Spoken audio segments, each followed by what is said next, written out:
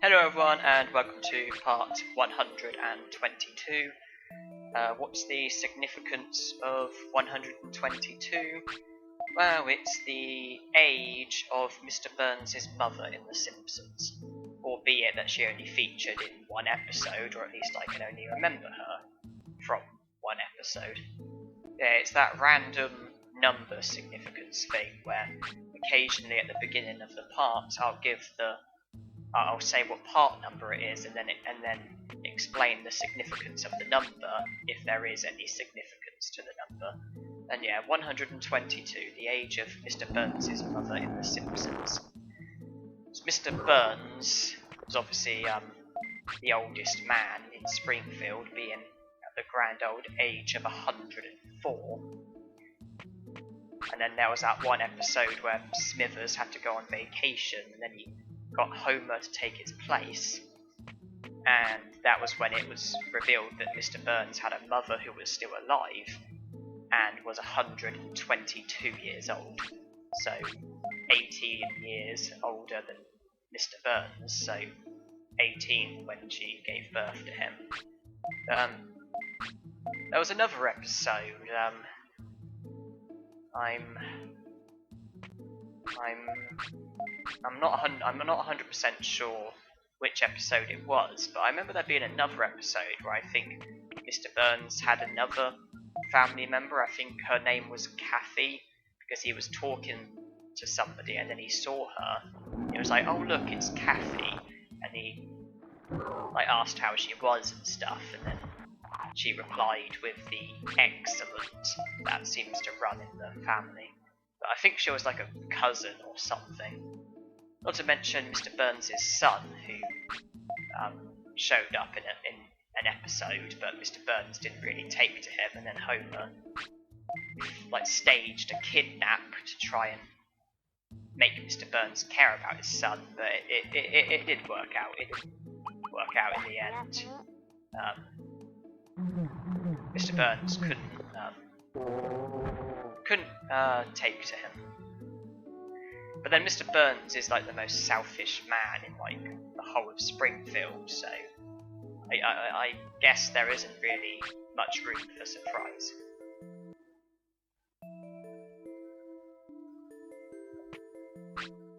And in the last part, I touched upon when you digivolve to a filth Digimon, it's not really a Digivolution. It's kind of you failed at getting a champion, and so this is like a forfeit Digivolution. But they all have their own requirements. Sukamon's is the most obvious. You've seen it so many times in this challenge. Obviously, you've seen it just recently, but obviously just fill the care mistake gorge, and then Numemon, I've mentioned God knows how many times, when you just fail to reach the requirements of any of the champion Digimon. And then Nannymon, who I think is a bit more complicated, because I think generally people struggle the most to get Nannymon. I think that's why the Filth tournament has his Digivolution item as the prize. It's because it would only really make sense if the prize is for one of the more complicated Digimon to get, and out of the 3 Filth types you get Nannymon's Digivolution item.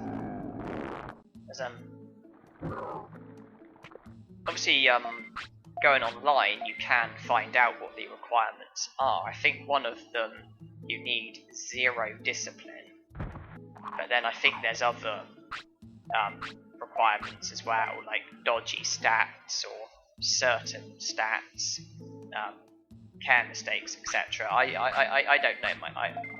I don't know. I kind of just depend on the sunglasses.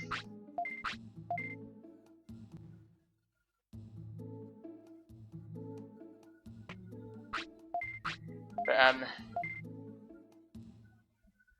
the Sukamon that I've got, when obviously he digivolved and then he rested and then he slept, and when he woke up he was 6, which meant that he was 5 when Gabumon digivolved to him, and Gabumon only digivolved to Sukamon because the care mistake gorge filled up, and I've rested for too long. What am I doing? It's nighttime. But I mean, and Gabumon only digivolved because the care mistake gorge was full, and so he wasn't, which meant that he wasn't like ready to digivolve, even though he was 5. Because I said that it felt like he was that I had him for a bit longer than I should have done. The youngest that I've had a rookie Digimon digivolve is 3. The oldest is 6, and the standard is 4 or 5. I'd say probably 4 happens more frequently.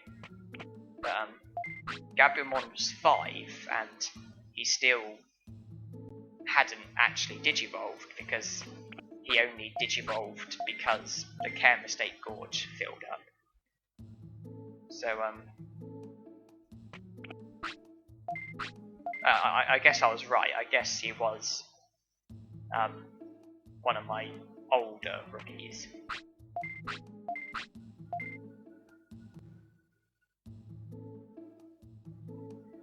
Although I believe I've also managed to have a rookie fade away, which is a unusual achievement, because I believe 15 is the standard age. Digivolve to an ultimate, it raises to about 18.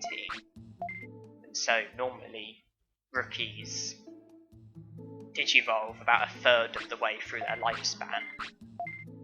And so rookies fading away isn't something that would happen. But with me, I had a rookie Digimon. I had them entered for a tournament that I really wanted them to win, a tournament that was quite exclusive to them, and so I just force-fed them a load of devil chips to put them in a position where they were capable of winning the tournament. They did. I got the item, but where I fed them so many devil chips, they then later faded away as a rookie. But I took the attitude that they served their purpose because I got the win that I wanted.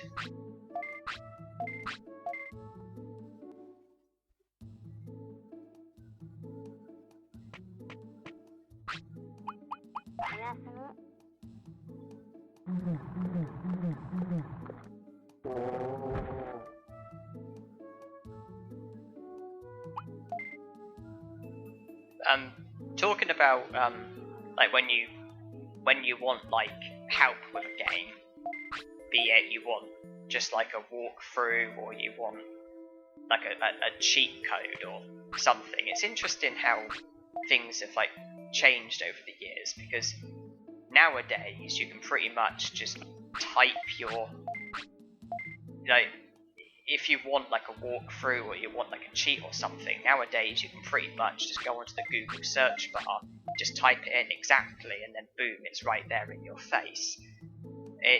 But then I was just thinking back to when I was a kid and how different things were, because I actually remember that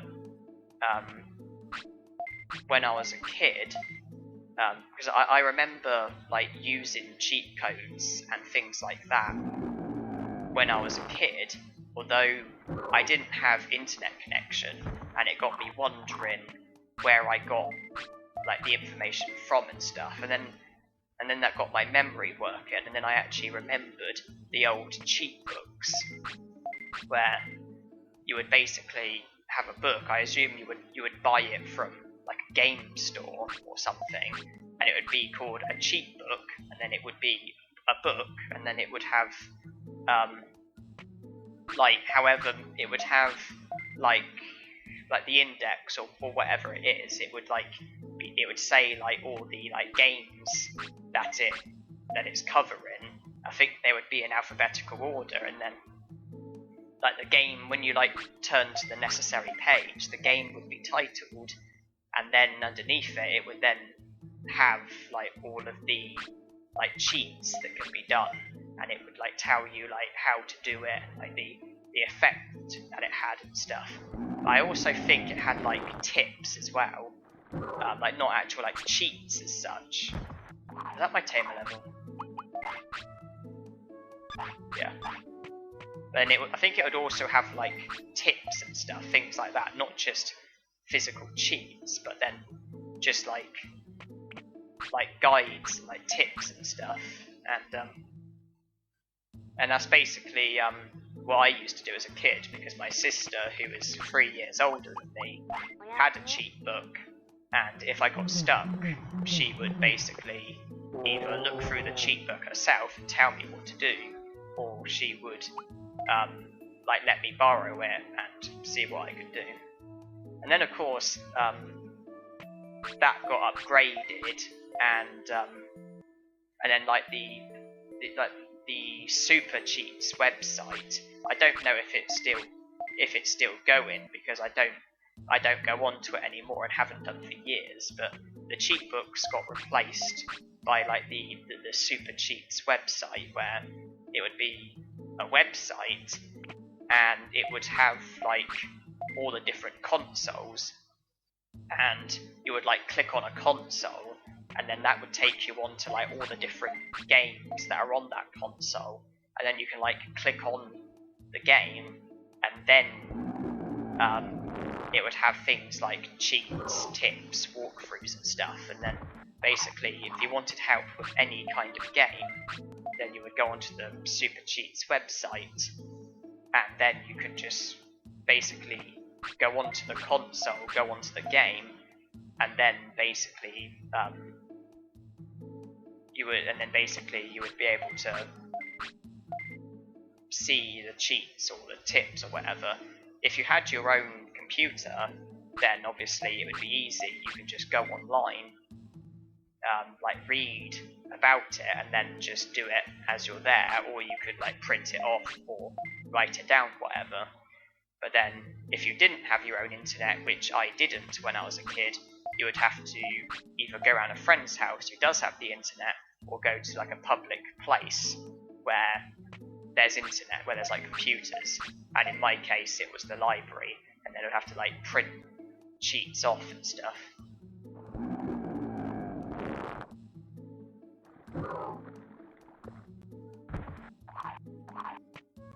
But I mean, cheat books, whether or not they still exist, I have no idea.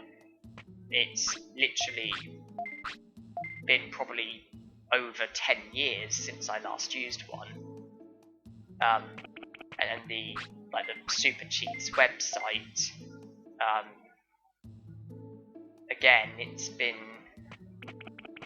ages since I've used it. It's not been as long, because there came a point where I stopped using the cheat books and started using the Super Cheats website. But then nowadays, with all the like forums devoted to certain like video games, or like forums devoted to certain like consoles or whatever it is, and then with like YouTube and like all the videos that where people record themselves doing a game, or the videos you've got with basically where the internet's just got bigger and bigger. Nowadays you can literally just type it into the Google search bar and boom, you're laughing.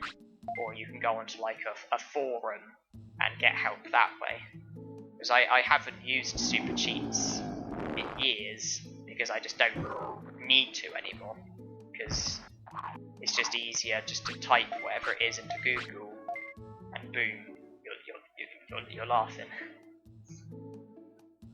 But it's just interesting how things have changed over the years, how things have gotten more advanced, the better ways of solving the problem, more solutions, etc.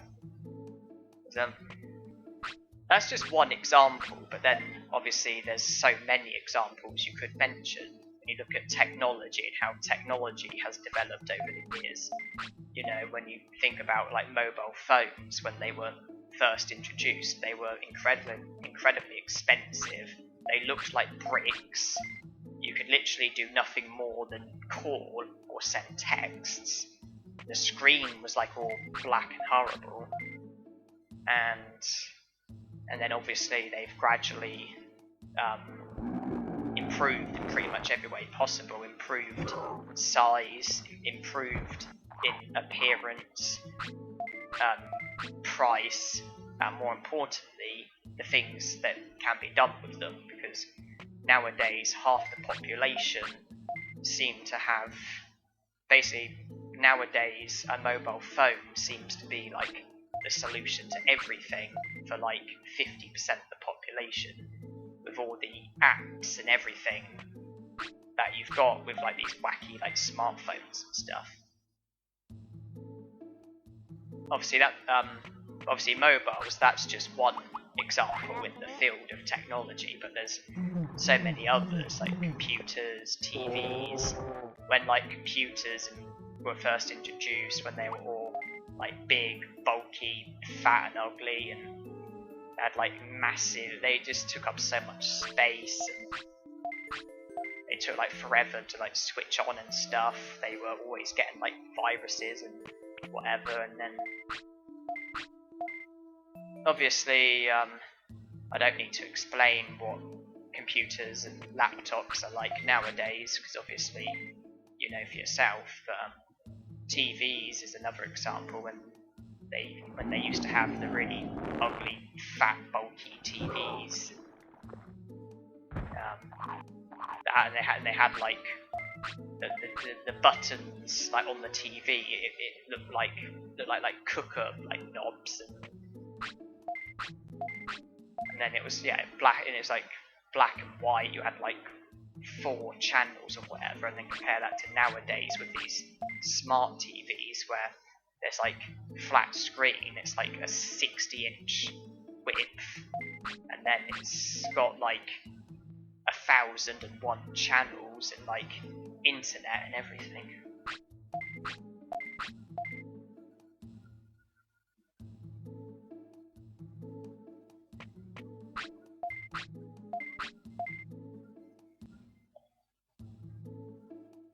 As I think about my first school days when I was at first school, but this is going back some time. I mean,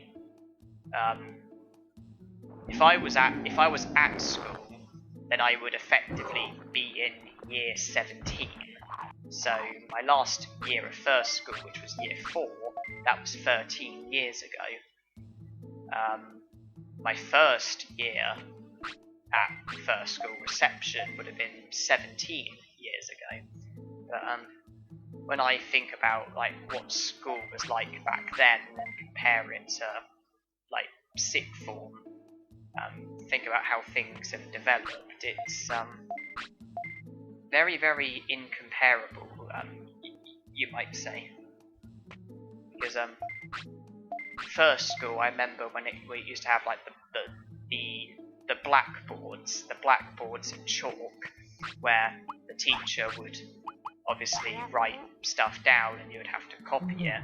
Then that got replaced by whiteboards and like board pens.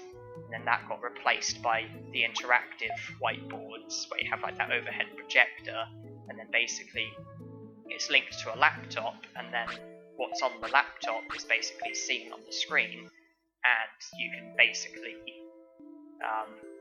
again, it's like the solution to like 50% of life's problems for like 50% of the population.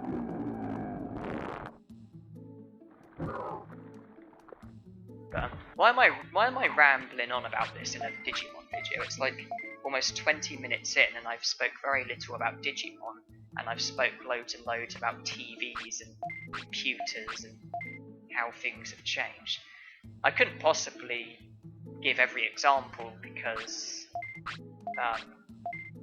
well, things developing and improving is kind of the case with pretty much like 99% of things. So if I was to give every example, then I would have to talk about 99% of everything, and I would be, well, I would probably still be here next year rambling on.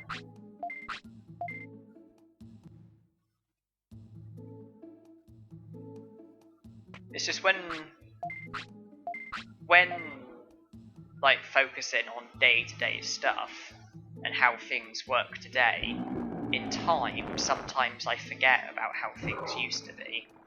And yeah, I had actually forgotten about the cheat books, even though they were the thing like 15 years ago. And it was only when talking about like cheat codes and stuff, it got me thinking, what did I do when I was like in first school and middle school? Where did I get the cheats from? I didn't have my own internet. I didn't go to the library to use computers until I was like halfway through middle school. And then I remembered the cheat books.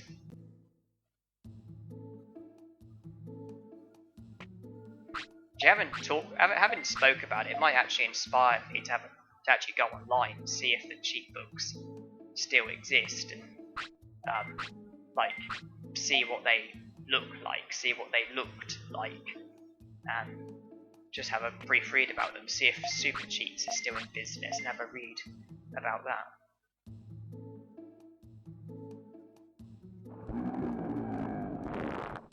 Okay, it seems I've rested an hour too late.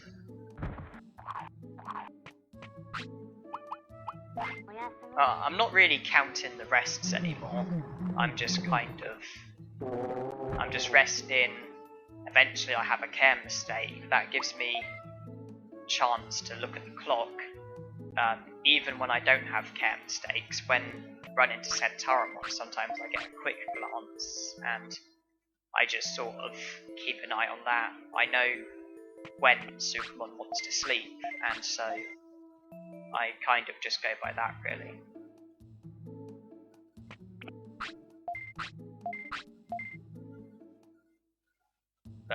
Unless my eyes deceived me, when just before going to sleep, it was year 8, day 30, which I guess means we've just entered year 9.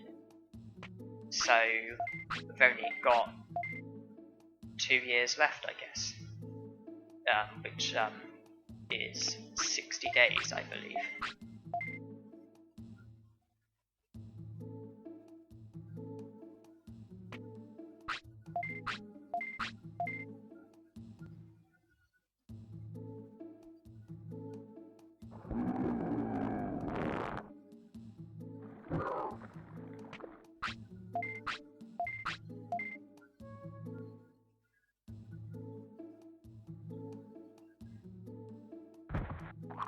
Well,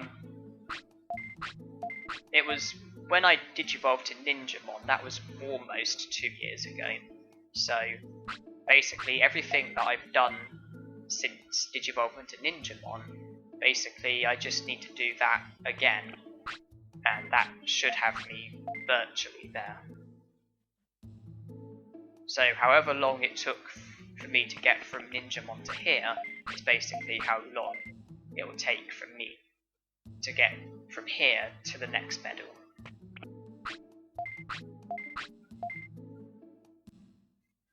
And that's not too bad, is it? Because this is part 122, Ninjamon was part 116, so about 6 more parts. We're looking at what, 128 parts? That's about what I predicted, wasn't it? I think I predicted it to be about 130 parts or so. Yeah, so excited to be entering the 9th year, we are already leaving the first day of it. And I've just noticed I've been going for almost 25 minutes. Okay, well that'll be the end of the part, so thank you everyone for watching, and hope you enjoyed.